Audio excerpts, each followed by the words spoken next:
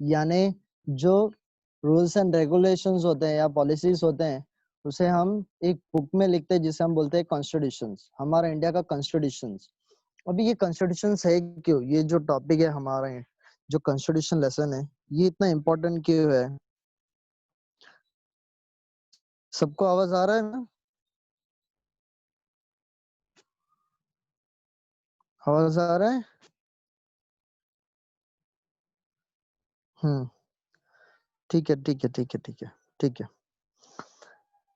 Okay, so introduction to our constitutions. अब constitution is a written law. ठीक है, एक लॉ है जो रूल्स एंड रेगुलेशंस बताए जाते हैं, हमारे कुछ गाइडलाइंस रहते हैं। वो क्यों होता है? क्योंकि ऐसे बहुत से जो पावरफुल पर्सन है, जैसे हमारे जो मिनिस्टर्स है या प्राइम मिनिस्टर्स है, जो भी वो लॉ बनाते हैं या जो हमारे लेजिस्लेचर है जो लॉज बनाते हैं, तो उनके कुछ नियम होते हैं, कुछ उनके रूल्स एंड रेगुलेशन, मतलब उनके भी कुछ लिमिटेशंस होते हैं। तो वो सारे लिमिटेशंस कहाँ पर होते हैं? वो कॉन्स्टिट्यूशंस में। अभी ये जो लेसन है, ये लेसन में हम देखेंगे कि कॉन्स्टिट्यूशन किस तरह से ड्राफ्ट किया गया, उसके रूल्स एंड रेगुलेशंस होते क्या है, हमारे बेसिक प्रिंसिपल्स क्या है और क्यों इसे फ्रेम करने की जरूरत क्यों थी। वो है इवन फाउंडेशन। फाउंडेशन कब हुआ, उसका एडॉप्शन कब हुआ, हमारे कॉन्स्टिट्यूशंस को एडॉप्ट कब किया गया था। तो ये सारी चीजें हम कॉन्स्टिट्यूशन, ये जो लेसन है हमारा कॉन्स्टिट्यूशंस, उसमें हम पढ़ेंगे। So let's begin with, in the civics textbook of the previous classes, we saw many reasons why rules are necessary in our lives. We follow the norms and rules in order to the activities and in the family, our school, our village, or the city are carried out smoothly. There are no rules in a family. However, there are of the behavior of members in a family. मतलब अभी ये जो हमारा constitution lesson है इसमें बताया गया है कि मतलब अभी बेसिकली देखते जाएंगे तो हर एक चीजों में नियम होते हैं, रूल्स एंड रेगुलेशंस होते हैं, नॉर्म्स होते हैं, पॉलिसीज होते हैं। वो क्यों होता है? ताकि तुम पे कंट्रोल रखा जाए। ठीक है, जस्ट इमेजिन क्लासेस अभी, हाँ, आज मैंने तुम लोग को होमवर्क दिया था, तो मैंने आज होमवर्क चेक किया, राइट? होमवर्क चेक करने के बाद मैंने स्टूडेंट्स को भी, स्टूडेंट्स पे ही मैंने चेक किया कि किसने होमवर्क किया है या नहीं किया है।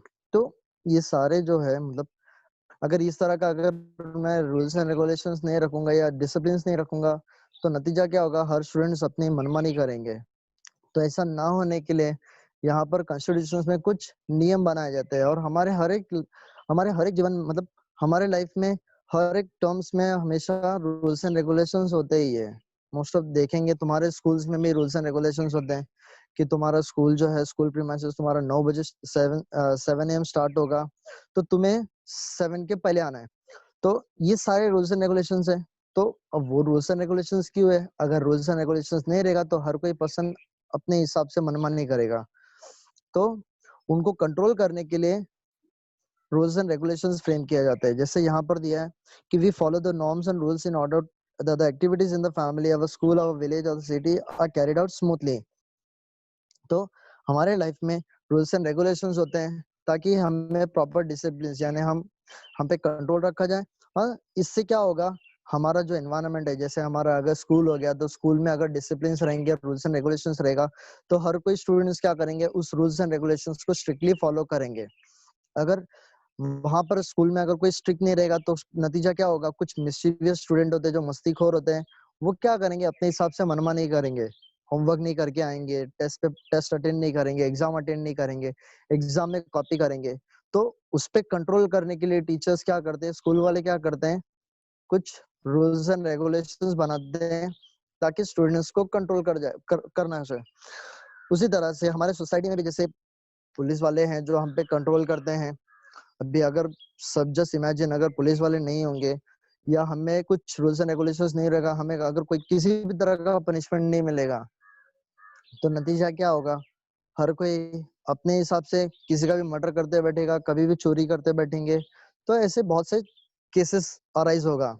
तो उन पे कंट्रोल रखने के लिए कॉन्स्टिट्यूशन, यानी कुछ रूल्स एंड रेगुलेशंस बनाए जाते हैं। तो रूल्स एंड रेगुलेशंस तो हर एक जगह पे होता है, चाहे वो स्पोर्ट्स हो, चाहे वो कोई भी तुम्हारे फैमिली में भी होते हैं, तुम्हारे स्कूल्स में भी होते हैं, क्लासेस में भी होते हैं। हर एक चीज में क्या होता है? हमारे रूल्स एंड रेगुलेशंस होते ही हैं।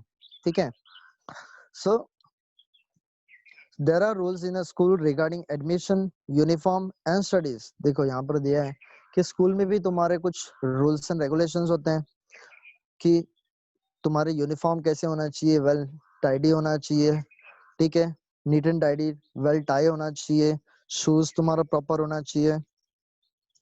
रिगार्डिंग द स्टडीज, तुम्हारे होमवर्क टाइम पे होना चाहिए, टेस्ट के लिए अच्छे से प्रिपरेशन करके आना है, और जो भी है। तो ये सारे चीजें क्या है, ताकि स्टूडेंट्स में डिसिप्लिन लाने के लिए ये रूल्स एंड रेगुलेशंस फ्रेम किए जाते हैं। So different competition also have their own rules. The administration of our village or city is also carried out in accordance with rules.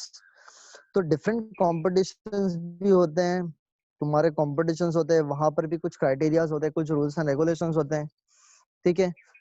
तो हर एक competitions हो या कोई तुम्हारा city हो या कोई village हो, वहां पर भी क्या होता है, नियम कानून होते हैं, वहां पर भी rules and regulations होते हैं। तो वो सारे रूल्स एंड रेगुलेशंस को हमें अच्छे से फॉलो करना चाहिए। तो ये रूल्स एंड रेगुलेशंस क्यों होता है, ताकि हमारे जो भी या जो भी एडमिनिस्ट्रेशन है, चाहे कोई विलेज हो या स्कूल हो, वहां पर पीस एंड हार्मनी होना चाहिए, मतलब सब मिलजुल के रहना चाहिए, मतलब कोई फाइट नहीं होना चाहिए, कोई डिस्प्यूट नहीं होना चाहिए।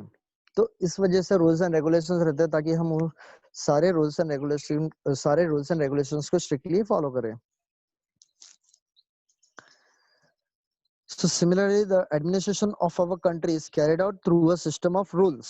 तो उसी तरह से जैसे हर एक फील्ड में रूल्स एंड रेगुलेशंस होते हैं, वैसे जो मिनिस्टर्स है या जो हमारे प्राइम मिनिस्टर्स है, वो कंट्री को रन करते हैं, तो उनके लिए भी कुछ रूल्स एंड रेगुलेशंस दिए गए। अगर रूल्स एंड रेगुलेशंस नहीं रहेगा तो ये जो पावरफुल पर्सन है, यानी जो मिनिस्टर्स है या जो पॉलिटिशियंस है, जिनके पास बहुत से पावर्स है, तो वो क्या करेंगे, अपने पावर का मिसयूज करेंगे। जैसे पुलिस वाले हैं, तो पुलिस वाले अपने पावर का मिसयूज कर सकते हैं, जिसको भी चाहा, अगर पुरानी दुश्मनी है तो उसको उठा के जेल में डाल दिया, उसको मारा पीटा, कुछ भी कर सकते हैं उनके साथ। तो उन पे कंट्रोल रखने के लिए, उन पे लगाम लगाने के लिए कुछ हमारे कॉन्स्टिट्यूशंस ड्राफ्ट किए गए हैं, कुछ रूल्स एंड रेगुलेशंस बनाए गए हैं।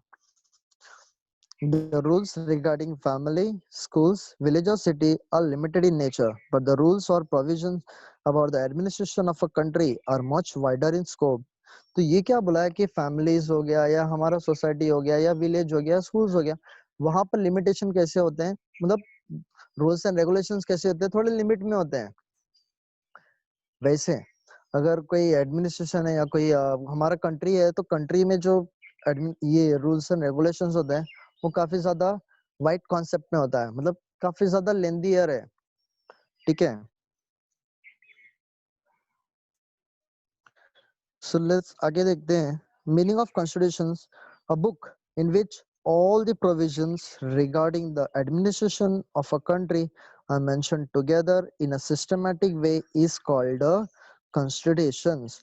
तो कॉन्स्टिट्यूशन एक्चुअल में है क्या, एक तरह का प्रोविजंस है, ठीक है, एक तरह का प्रोविजंस है रिगार्डिंग द एडमिनिस्ट्रेशन की, कंट्री को किस तरह से गवर्न करना चाहिए, मतलब सारे जो भी मिनिस्टर्स हैं, उनके लिमिटेशंस क्या है, वो अपने पावर का किस तरह से इस्तेमाल कर सकते हैं और किस हद तक इस्तेमाल कर सकते हैं। तो वो सारे चीजें एक साथ कंबाइन करके एक बुक में लिखा गया है, जिसे हम बोलते हैं कॉन्स्टिट्यूशंस, ठीक है। So this makes the constitution a written document of the provision related to the administration of a country. तो ये जो रिटर्न कॉन्स्टिट्यूशन है, ठीक है, ये जो कॉन्स्टिट्यूशन जो लिखा हुआ है, ये किससे रिलेटेड है, हमारे कंट्री के एडमिनिस्ट्रेशन, यानी कंट्री को किस तरह से गवर्न करना चाहिए, किस तरह से रूल करना चाहिए। जैसे प्रधानमंत्री है, तो वो अचानक से कोई डिसीजन नहीं ले सकता, अगर कोई डिसीजन ले रहे तो वो पब्लिक के वेलफेयर के लिए होना चाहिए, पब्लिक के हित के लिए होना चाहिए, ना ही उनको नुकसान पहुंचाने के लिए। तो जो भी है, अभी ये पावरफुल पर्सन है, इनके पास कानून है, इनके पास नियम है, ये नियम बनाते हैं, लेजिस्लेचर खुद नियम बनाते, तो उन पे भी कंट्रोल रहता है। तो उनके पावर्स क्या है, उनके लिमिटेशंस क्या है, तो वो सारी चीजें कॉन्स्टिट्यूशन में ड्राफ्ट किया जाता है। तो एक तरह का रिटन डॉक्यूमेंट्स है, ठीक है, जहां पर सारे उनके लिमिटेशंस लिखे जाते हैं। This makes the constitution a written document of the provision related to the administration of the country. Government is established by the representative elected by the people. It is bound to carry out the administration of the country as per the provision of the constitution. The rules and provisions in the constitutions are the basic of fundamental law of the land. Sorry. तो ये जो बोल रहे हैं ये जैसे यहाँ पर दिया देखो, government is established by the representative elected by